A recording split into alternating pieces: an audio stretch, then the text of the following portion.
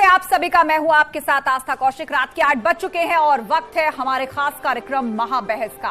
कहीं नाराए तकबीर, कहीं तिरंगा नहीं मंजूर। एएमयू में नफरत की पाठशाला मास्टर कौन? कैंपस का माहौल कौन बिगाड़ना चाहता है? भारत की खाएंगे पर पाकिस्तान की गाएंगे। गणतंत्र के जश्न में नफरत का तंत्र क्यों? आज महाबहस इसी पर, लेकिन उससे पहले एक नजर टॉप 10 महाबहस पर।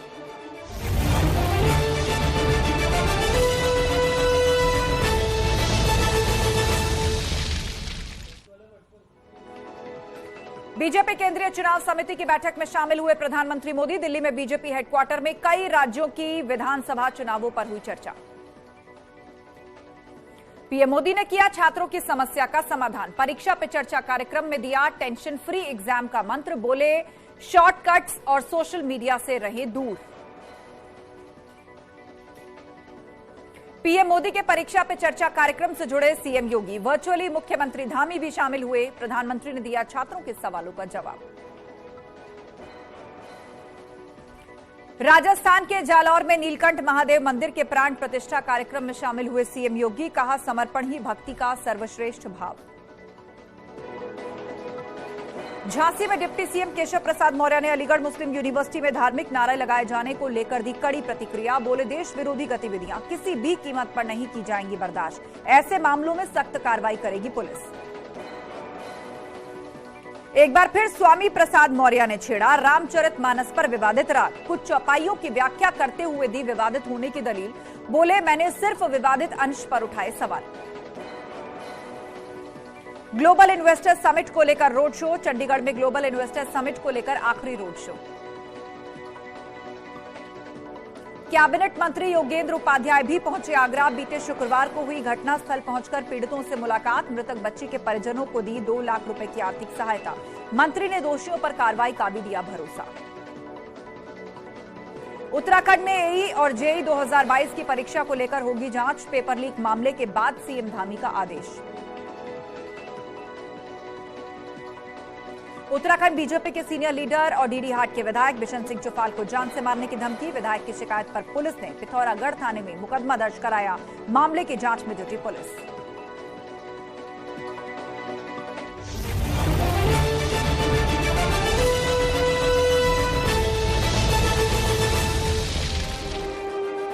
तो अलीगढ़ मुस्लिम यूनिवर्सिटी एक बार फिर से विवादों में है। गणतंत्र दिवस के मौके पर एनसीसी कैडेट्स ने वहां पर धार्मिक नारे लगाए हैं।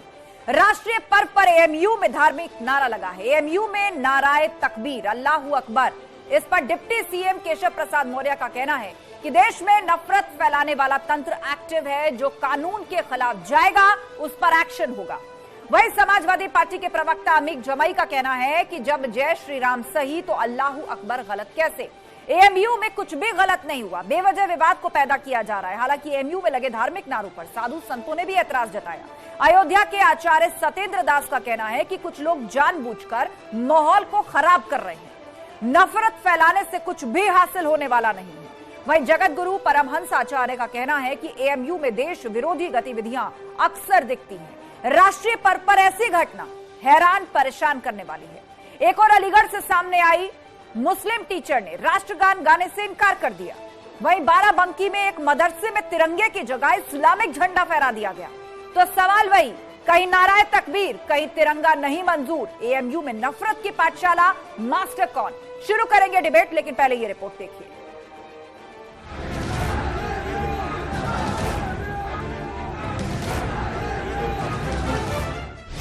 एएमयू कैंपस में नफरत की पाठशाला।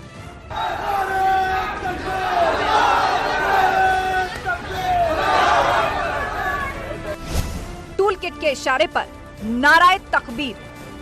मेरी जानकारी में नहीं, लेकिन कहीं ऐसा होगा तो पुलिस देखेगी और कानून के हिसाब से जो कार्रवाई होगी वो करेगी। इस पर बात ना हो, दोबारा एएमयू को बदनाम करने की साजिश रची जा रही है। तो सवाल ये कि जो बच्चे एनसीसी में जाते हैं वो देश प्रेम का जो जज्बा रखते हैं, मुल्क में जो भारत के लिए सरहदों पे जाना चाहते हैं, वो एनसीसी में जाते हैं। पुलिस का बड़ा एक्शन, एएमयू का छात्र सस्पेंड। जो लगातार देश विरोधी गतिविधियों में, समाज विरोधी गतिविधियों में लगे हैं, वो तमाम ऐसे काम करते हैं जिससे समाज को नुकसान हो, देश की प्रतिष्ठा को आघात हो। राष्ट्रीय गर्व पर नफरती तंत्र क्यों? जो लोग कर रहे हैं वो गलत है, ऐसा नहीं करना चाहिए। जिस देश में रहते हैं उस देश को अपना देश माने और देश की जो परंपरा है, जो नियम है, उसका पालन करें। अलीगढ़ मुस्लिम यूनिवर्सिटी में लगातार जो है देश विरोधी गतिविधियां सुनने को मिलती जा रही हैं। तो अगर किसी तरह की कोई कार्रवाई नाजायज तरीके से की गई तो हम सब मुसलमान उस कार्रवाई का संवैधानिक तरीके से, जो संवैधानिक तरीका है, उससे विरोध करेंगे और पुरजोर तरीके से करेंगे। मुसलमानों के लिए कोई भी चीज दिखाई दे, जरा भी कोई मामला दिखाई दे तो मुसलमानों को डराने और धमकाने के लिए और मुसलमानों को खौफजदा करने के लिए सारा हिंदुस्तान का एडमिनिस्ट्रेशन दौड़ पड़ता है।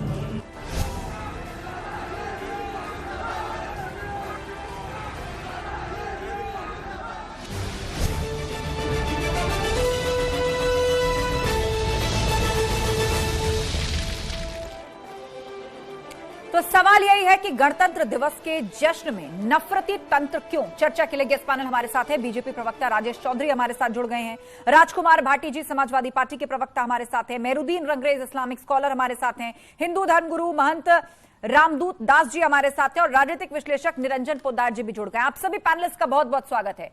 चर्चा की शुरुआत करें, लेकिन उससे पहले 30 सेकंड के अंदर आप सभी लोग अपनी बात को रखिए। चर्चा की शुरुआत करने जा रहे हैं राजेश चौधरी जी आपसे। 30 सेकंड के अंदर गणतंत्र दिवस का जश्न, कहीं नाराए तकबीर लगाया जा रहा है तो कहीं फ्लैग होस्ट करने से मना कर दिया गया, तो किसी मुस्लिम टीचर ने राष्ट्रगान गाने से इनकार कर दिया गया। और डिप्टी सीएम केशव प्रसाद मौर्य का यह कहना कि देश में एक नफरती तंत्र काम कर रहा है। देखिए, इस तरह की घटनाओं के पीछे देश विरोधी लोग हैं, भारत विरोधी लोग हैं, वो लोग हैं जो भारत को नुकसान पहुंचाना चाहते हैं। और अलीगढ़ मुस्लिम विश्वविद्यालय का पहले से इतिहास रहा है इस तरह की गतिविधियों में सम्मिलित होने का। आतंकवादी भी यहाँ से निकल के गए। कश्मीर के अंदर कोई आतंकवादी मारा जाता है तो उसके जनाजे के लिए नमाज भी यहाँ पढ़ी जाती है। तो बार बार इस तरह की घटनाओं को अंजाम देना ये एमयू की पहले से ही परंपरा टाइप की रही है, और जिसको जिन्ना ने बनाया हो वहां से और क्या अपेक्षा हम कर सकते हैं। पर उत्तर प्रदेश सरकार कड़ी कार्रवाई करेगी और ऐसे लोगों को राजेश चौधरी करारा जवाब दिया ठीक है, करारा जवाब मिलेगा। आपने कहा 30 सेकंड पूरे, रुक करते राजकुमार भाटी जी का। 30 सेकंड के अंदर राजकुमार भाटी जी, गणतंत्र दिवस का मौका जो कि एक राष्ट्रीय पर्व है, वहां पर धार्मिक नारे लगाए गए। देखिए, देश में कोई अगर देश के खिलाफ बोलता है, देश के खिलाफ नारे लगाता है या देश के खिलाफ कोई गतिविधि करता है तो उसके लिए देश में मौजूद कानूनों के तहत सख्त कार्रवाई की जानी चाहिए। लेकिन इसमें दो बात देखने को मिल रही है कि एक तो अभी जो बोल रहे थे, साथ ही बीजेपी के प्रवक्ता कह रहे थे अलीगढ़ मुस्लिम विश्वविद्यालय जो इस तरह की गतिविधियों का केंद्र रहा है, ये बात गलत है। अलीगढ़ मुस्लिम यूनिवर्सिटी बहुत शानदार यूनिवर्सिटी देश की है, उससे बड़े बड़े देशभक्त निकले हैं, बड़ी बड़ी प्रतिभाएं निकली हैं। दूसरी बात, नाराए तकबीर अल्लाहू अकबर नारा लगाना तो कोई देशद्रोह नहीं है। ठीक है राजकुमार भाटी जी, आपने कहा नाराए तकबीर देशद्रोह नहीं है, विस्तार से बात आपकी सुनेंगे। फिलहाल रुक करते मेहरुद्दीन रंगरेज जी का, इस्लामिक स्कॉलर हैं। 30 सेकंड के अंदर मेहरुद्दीन रंगरेज जी, एक राष्ट्रीय पर्व के दिन, गणतंत्र दिवस के दिन अल्लाहू अकबर का नारा लगाना, कैंपस का माहौल खराब करने की कोशिश करना और बाद में पुलिसिया कार्रवाई भी हुई। 30 सेकंड। देखिए, मैं अर्षद जी आपसे ये कहना चाहूंगा, जब भारत माता की जय हम कह सकते हैं तो अल्लाह अकबर भी कहने में क्या ऐतराज है। ये कोई असंवैधानिक तो है नहीं, तो संविधान हमें अधिकार देता है अपने इस्लाम को या अपने जो भी हम धर्म को मानते हैं उसका बढ़ चढ़ के आगे हिस्सा लेने से उसमें क्या किसी को क्या ऐतराज होना चाहिए। मगर आज क्या है, अगर खुले में नमाज पढ़ लेता है मुसलमान तो उससे दिक्कत है, अजान से दिक्कत है। आज सारी चीजें से मुसलमानों के कामों से दिक्कत होने लगी। पता नहीं कौन सी सरकार आई जब से इन सब चीजों पर बहस होने लगी। 30 सेकंड पूरे, आगे बहस का मौका आपको मिलेगा। आप अपने ही तथ्य रख रहे हैं। महंत रामदूत दास जी को भी सुन लेते हैं, हिंदू धर्मगुरु। 30 सेकंड के अंदर महंत जी, यहाँ पर कहा जा रहा है कि अल्लाहू अकबर जैसा नारा लगाने में क्या दिक्कत है। पार्टी मान रही है कि ये कोई देशद्रोही थोड़ी है। स्कॉलर कह रहे हैं कि जब भारत माता की जय हो सकती है तो अल्लाहू अकबर क्यों नहीं। 30 सेकंड। देखिए, मेरा कहने का तात्पर्य यही है कि अल्लाहू अकबर हो या जय श्री राम हो, ये अपनी अपनी जगह पे एक मायने देते हैं ये नारे। आप देश में से जुड़े स्वतंत्रता गणतंत्र दिवस का महापर्व है और देश ये जो शिक्षण संस्थान है ये भी कहीं ना कहीं यहाँ ये नारेबाजी करना शोभा नहीं देता है। और अगर आप ऐसी जगह पे नारेबाजी करते हैं तो अल्लाह अकबर का नारा लगाना है आप मस्जिद में लगाइए, मजार पे लगाइए, या किसी को जय श्री राम का नारा लगाना है वो मंदिर में जाके लगाए। लेकिन यूनिवर्सिटी में, स्कूलों में या फिर देश का कोई पर्व है तो उसमें सिर्फ भारत माता की जय ही बोलना चाहिए, उसमें ऐसे नारे शोभनीय नहीं होते। ठीक है, ठीक है। निरंजन पोद्दार जी हैं, 30 सेकंड के अंदर। निरंजन पोद्दार जी, आपका विश्लेषण इस पूरी घटना पर। डिप्टी सीएम केशव प्रसाद मौर्य का कहना है कि ये नफरती तंत्र है जो एक्टिव है एएमयू के अंदर और समय समय पर ऐसी घटनाएं होती रहती हैं, टकराव की स्थितियां बनती रहती हैं इस कारण। देखिए ऐसा है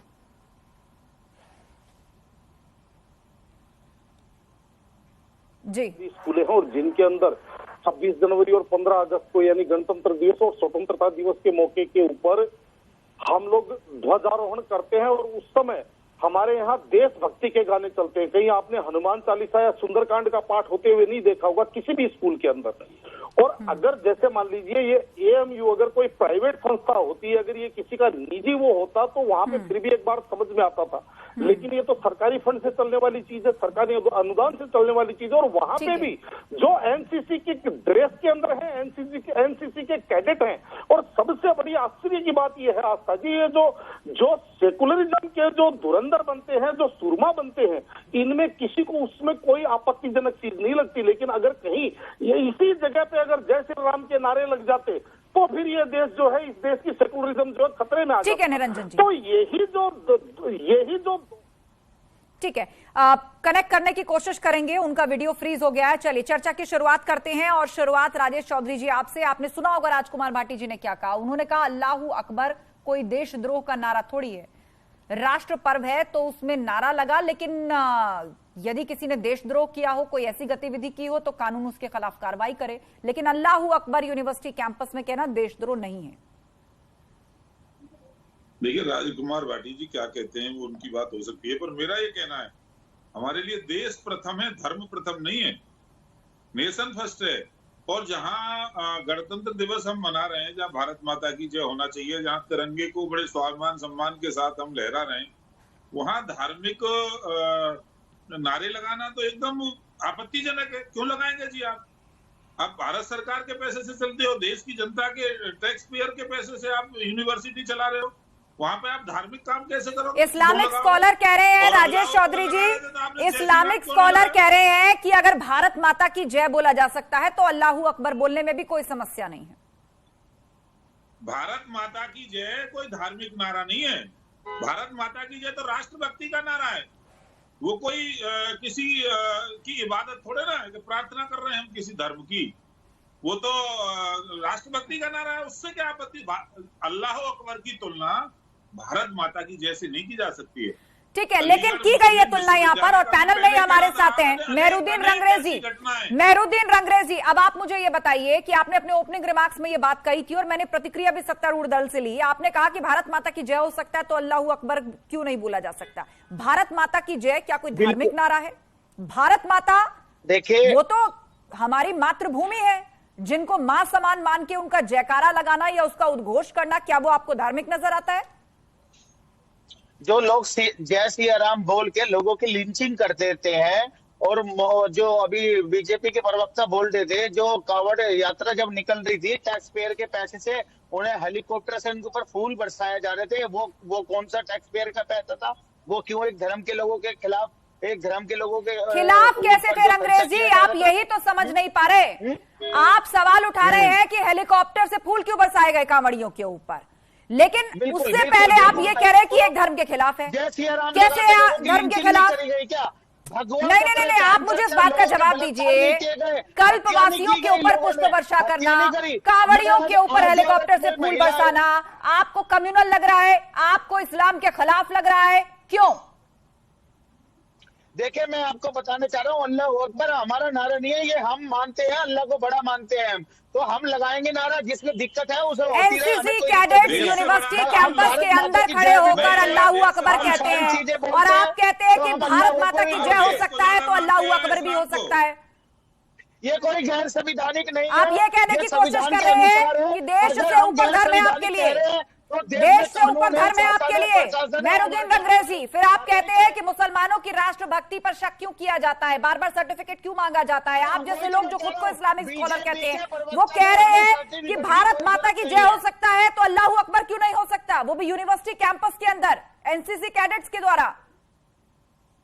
अरे जय सिया राम के नारे लगते हुए देखे हमने सारी यूनिवर्सिटियों में, कैसे कैसे उपद्रव हुए, कैसे कैसे लोगों को मारा पीटा जा रहा, जय सिया राम के नारे जबरदस्ती मुसलमानों से बुलवाया जा रहा। ये भी इसी देश की घटना है, उस पर तो आप चर्चा नहीं करती। आस्था जी कहाँ हुई है ऐसी घटना? लग गया उस पर मुझे बताइए कहाँ हुई है ऐसी घटना? क्या उस पर एफआईआर दर्ज करवाई? क्या उस पर कोई कानूनी कार्रवाई नहीं हुई? ऐसी कम से कम 2014 के बाद से 1000 घटनाएं ऐसी हुई है जहाँ पर लोगों को पकड़ा गया, जबरदस्ती जय सिया राम बुलवाया गया।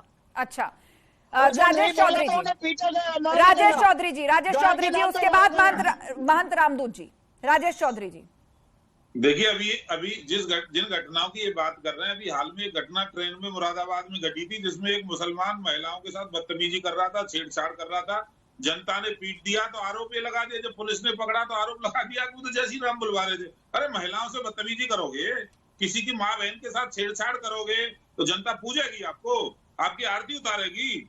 आप ये कल्पना करके बैठे हो देश में कि आप महिलाओं से बदतमीजी करो, आप करते होगे अपने यहाँ जो करना होगा, पर एक सार्वजनिक स्थान पे किसी दूसरे की माँ बहन के साथ छेड़ोगे और फिर कहोगे जय श्री राम के नारा लगवा रहे थे। तो ये सब झूठ बोलने का काम करते हैं, ये सब लोग भ्रम फैलाने का काम करते हैं। और इनकी हज यात्रा काय पे होती थी? चौधरी साहब भ्रम तो आप फैला रहे हैं। आप 80-20 की बात करते हैं, शमशान कब्रिस्तान की बात करते हैं, कपड़ों से पहचानने की बात करते हैं। आप जो है आप करते हैं बंटवारे की बात, और किसी ने लड़की नहीं छेड़ी, ना कोई लड़का छेड़ रहा है। आप जो है चैनल पे बैठ के आपके लिए देश पहले है, धर्म पहले है। सुनिए, वो कह चुके हैं कि अगर भारत माता की जय बोलेंगे तो अल्लाहू अकबर भी बोलेंगे। वो बताने की कोशिश कर रहे हैं। आपकी बातों से यही मैसेज जा रहा है रंगरेज जी कि आपके लिए धर्म पहले है, देश बाद में। आप कह रहे हो कि बिल्कुल है जी, धर्म पहले है, देश बाद में है हमारे लिए। अच्छा, धर्म पहले है, देश बाद में। चलिए सत्यता से डिक्लेयर कर दिया आपने, ईमानदारी से डिक्लेयर कर दिया आपने कि धर्म पहले है, देश बाद में। धर्म पहले है, देश बाद में, वो कह दिया है, उन्होंने कह दिया है। मुझे बताइए राजकुमार भाटी जी, इस तरह के इस्लामिक स्कॉलर एक टीवी डिबेट, राजेश चौधरी जी शांत हो जाइए, उन्होंने खुद ही स्वीकार कर लिया, उन्होंने खुद स्वीकार कर लिया है। राजकुमार भाटी जी, ऐसे लोग, आपको लग रहा है कि क्या ये समाज के लिए, अपने धर्म के लिए क्या सही है ऐसे लोगों की विचारधारा और दर्शन जो कहते हो कि हमारे लिए धर्म पहले है, देश बाद में? नहीं, पहले और बाद में तो नहीं, मैं तो इस बात से सहमत नहीं हूं। देश भी महत्वपूर्ण है और धर्म भी महत्वपूर्ण है और हर व्यक्ति के लिए महत्वपूर्ण है। और ये हमारा संविधान भी कहता है कि विचार, अभिव्यक्ति, विश्वास, धर्म, उपासना की स्वतंत्रता संविधान देता है। लेकिन जो मैंने शुरू में बात कही थी और आपने जिस पर टिप्पणी की, मैं ये कहना चाहता हूँ कि ये देश, इस देश में कई धर्म के मानने वाले और विभिन्न जातियों के लोग रहते हैं। हिंदू, मुस्लिम, सिख, ईसाई 4 हमारे प्रमुख धर्म हैं। और जब हमारी सेना सीमा पर लड़ती है तो उसमें हिंदू सैनिक भी बहादुरी से लड़ते हैं, सिख भी लड़ते हैं, मुसलमान भी लड़ते हैं। और जब हिंदू सैनिक धावा बोलते हैं तो वो हर हर महादेव कह के बोलते हैं। जब सरदार सिख सैनिक बोलते हैं तो बोले सो निहाल सत श्री अकाल कह के बोलते हैं। और मुस्लिम सैनिक जब धावा बोलते हैं तो वो अल्लाहू अकबर कह के बोलते हैं। लेकिन राजकुमार जी, यहाँ तो बात यूनिवर्सिटी कैंपस की हो रही है, देशद्रोह यूनिवर्सिटी कैंपस की हो रही है, फिर तो हर धर्म के लोग आ जाएंगे। आपको नहीं लगता अराजकता फैल जाएगी? आप जो है, देखिए, आप ये चाहती हैं कि जो आपने सोच लिया उस पर हाँ की जाए। मैं तो अपने विचार रखूंगा। नहीं बोलिए, आप बोलिए, लेकिन मैं ये कह रही हूं कि क्या तुलना बराबर है? दायरा हमें बॉर्डर पर आप जिस भी धर्म से हो उसका उद्घोष करके आप देश के लिए लड़ रहे हैं, वो एक अलग बात है। लेकिन यूनिवर्सिटी कैंपस के अंदर इस तरह का माहौल खड़ा करना। अरे आस्था जी, आप बिल्कुल, कल मैं गणतंत्र दिवस था, कल 2-3 स्कूलों में मैं गया।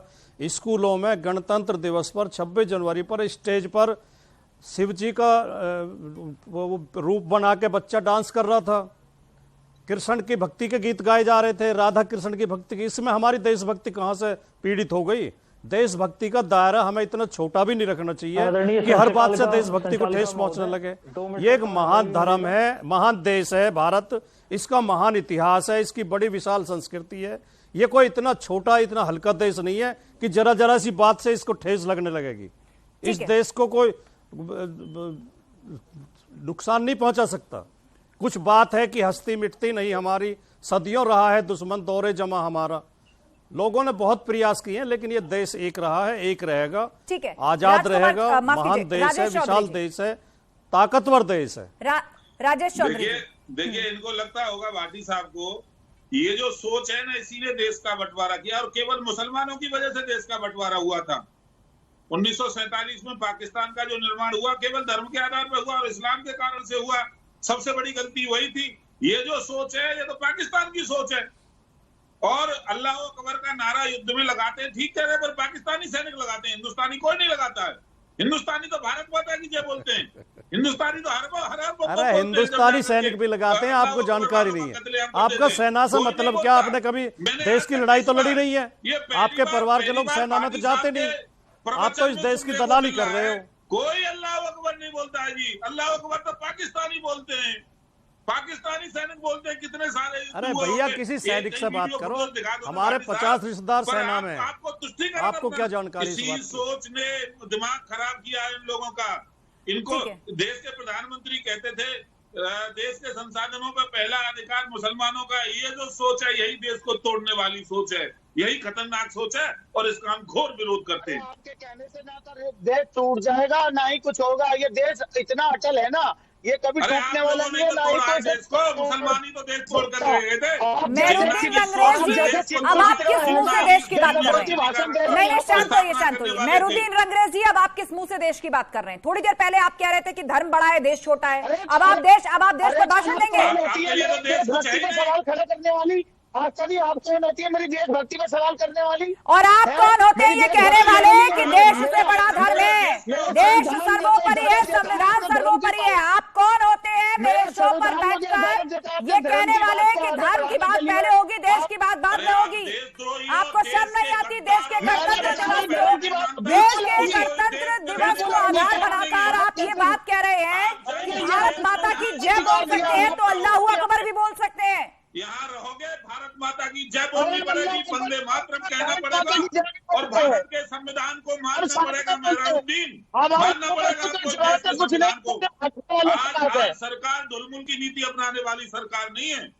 आज आप ये सोच रहे हो कि जैसे पिछली सरकारों में तुष्टीकरण होता था, आज योगी और मोदी की सरकार इस देश के अंदर है, ठीक है, सब इसके लिए समान है, अरे सब इसके लिए बराबर है। देश में रहोगे तो संविधान को मानोगे, 15% लोगों से 100% लोगों को जो है आप डराने का काम करते हैं वोट बैंक के लिए, तुष्टीकरण कर रहे हैं आप हिंदू भाइयों का हमारे। अरे वो जो 15% लोग हैं ना, वही देश के लिए समस्या पैदा हो गए, वही कानून व्यवस्था की कोई समस्या नहीं है। अरे समस्या आपके दिमाग पे है।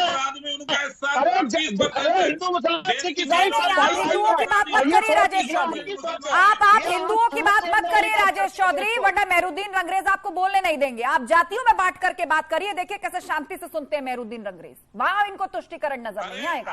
अभी थोड़ी देर पहले इन्होंने कहा कि देश से बड़ा धर्म है, वो तुष्टीकरण नहीं था, वो तुष्टीकरण नहीं था, वो तो जीवन मंत्र था। अरे इस पार्टी की विचारधारा क्या है?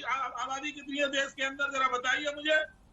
और ऐसी सोच ये इस्लामिक स्कॉलर के रूप में जहाँ बैठे हुए, यही देश को तोड़ने वाली सोच है। ठीक है, आप दोनों ने अपनी बात रखी। महंत रामदूत दास जी भी हमारे बीच में, ठीक है, रंगरेज जी और पैनलिस्ट को भी बोलने दीजिए। महंत जी, थोड़ी देर पहले आपने एक बहुत ही ज्ञानवर्धक बात कही थी, या यूं कह लीजिए कि हृदय को बड़ा करके आपने अपने विचार रखे थे और कहा था कि यूनिवर्सिटी कैंपस वो जगह नहीं है। नारे चाहे वहां किसी भी धर्म के लगाए जाएं, हर जगह के लिए एक उपयुक्त वक्त होता है। किसी को स्तुति करनी है तो वो मंदिर में जाकर के करे, नारे लगाने हैं तो मंदिर में जाकर करे, किसी को अल्लाह को याद करना, ईश्वर को याद करना है तो मस्जिद में जाकर कहे। लेकिन आपने इस्लामिक स्कॉलर के विचार सुने, उनका यह कहना है कि देश बाद में है, धर्म पहले है, पहले हमारी बात करो। भारत माता की जय यदि सही है तो अल्लाहू अकबर भी सही है उस जगह के लिए। जी, मैंने आपकी पूरी बात सुनी और यहां उपस्थित हर पैनलिस्ट की पूरी बात सुनी, लेकिन मैं निवेदन करूंगा कि 5 मिनट तक कोई बीच में ना बोले, तब मैं अपनी बात रखूंगा।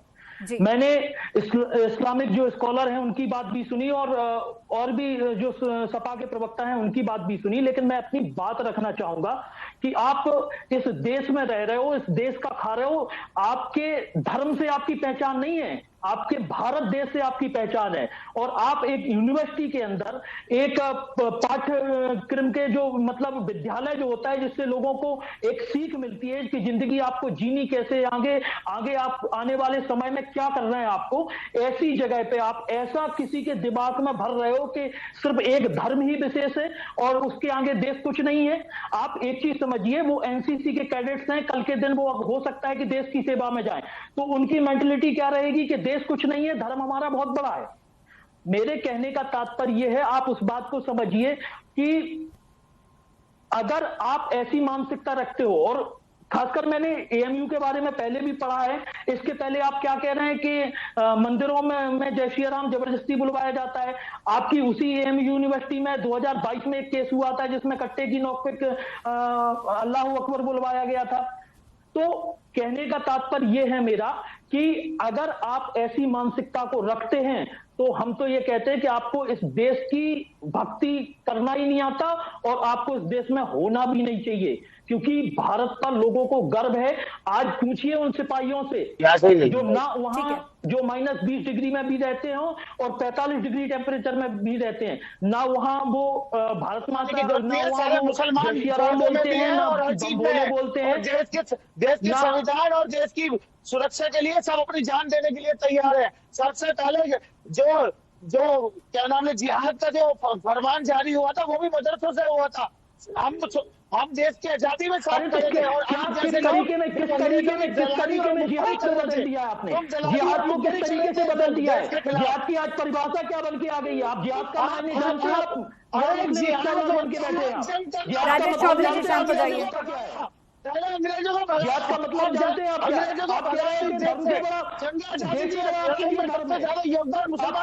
देश के लिए, देश से बड़ा आपके लिए धर्म है। ठीक है, देश से सवाल पूछते हैं और घुमा देते हैं इधर उधर की। रहते हो आप, देश का खाते हो और आपको भारत माता की ठीक है मंच, कष्ट होता है, आपको वंदे मातरम गाने में तक कष्ट होता है। रंगरेज जी भी कहते हैं, अल्लाह अकबर भी कहते हैं। आप बोलो अल्लाह अकबर। ठीक है, शांत हो जाइए और एक दूसरे को उस तरह उकसाने वाली बातें मत करिए। निरंजन पोद्दार जी हमारे बीच में, राजनीतिक विश्लेषक। निरंजन पोद्दार जी, आखिर कौन है जो माहौल खराब करना चाहता है?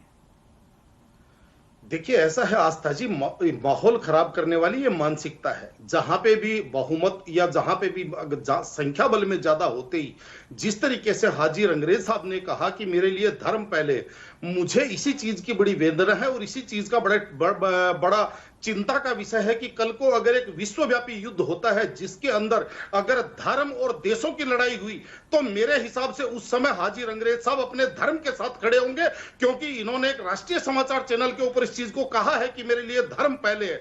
तो मैं तो ये मान के चलता हूं उस टाइम ये धर्म के लिए लड़ेंगे, भारत के खिलाफ लड़ेंगे। और ये जो चीज है आस्था जी, ये आज आप देख रहे होंगे कि एक जो बच्चों को पढ़ाने वाला टीचर है वो कहता है मैं राष्ट्रगान नहीं गाऊंगा। एक जो सार्वजनिक जगह के ऊपर अगर धार्मिक झंडा फहराया जाता है उसको। और सबसे बड़ी वेदना आस्था जी मेरे लिए ये है, वेदना का विषय जो जितने भी हिंदुस्तान के अंदर सेकुलरिज्म के जो सुरमा है उनके मुंह से कहीं पे भी उस समय भर्त्सना नहीं होती जब एक वर्ग के द्वारा ऐसा तुष्टिकरण वाला या ऐसा इस तरीके की हिमाकत होती है। और जब हाजी रंगरेज साहब कहते हैं कि मेरे लिए धर्म पहले और राष्ट्र बाद में है, उस टाइम भाटी साहब को भी ये चीज जो है पीड़ादायक नहीं लगती। लेकिन अगर ऐसी कोई बात कर दूंगा या कोई अगर निरंजन या कोई मनोज या कोई सतीश ऐसी बात कर देगा, भाटी साहब कहेंगे कि वो देश तोड़ने वाला है, विभाजनकारी पॉलिसी है। तो मेरे को ये बताइए, विभाजनकारी पॉलिसी चल कहां से रही है? क्या एक वर्ग को केवल और केवल